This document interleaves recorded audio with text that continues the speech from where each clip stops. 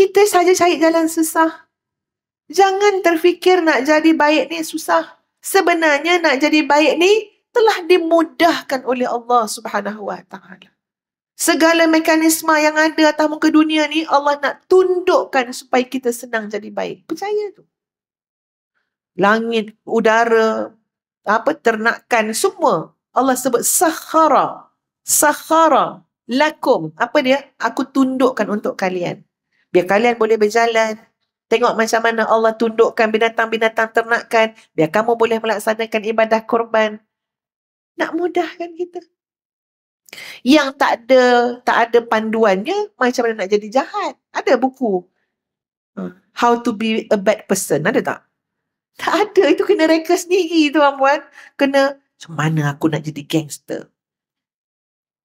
Aku kena jalan macam ni. Akan payah tu. Orang suruh jalan dah ada dalam Quran. Macam nak jalan? Wala tamshi fil ardi maraha. Jangan kamu berjalan atas muka bumi ini sombong, bongkak. Itu nak jadi baik. Bila nak jadi jahat? Aku kena jalan bagi semua orang takut dengan aku. Itu yang jadi gangster tu. Pakai rantai besar. Macam tali apa? Macam besi pagar. Sebab dia kena cari image. Macam mana aku nak jadi gangster? Kan? Mata kena tutup satu. Kan lain-lain macam perangai tu. Kita dah dididik oleh Allah. Ini aturan dia. Keluar rumah, tutup aurat. Pergi masjid, berindah-indah. Subhanallah tuan-puan. Kenapa cari jalan susah? Jadi baik itu telah dimudahkan jalannya oleh Allah Subhanahu Wa Taala. So saya letak mindset tu ke anak-anak tahfiz. Kamu pilih sekarang. Kamu nak jadi baik ke nak jadi jahat? Jadi jahat, susah. Susah. Jadi baik yang senang. Kalau memang orientasi kepala otak tu nak buat benda yang susah, memang nak jadi jahat lah. Tuan-puan ingat senang, ya? Kita diajar, menggunakan teknologi yang kat universiti ajar. Itu guna teknologi untuk buat baik ke buat jahat? Buat baik.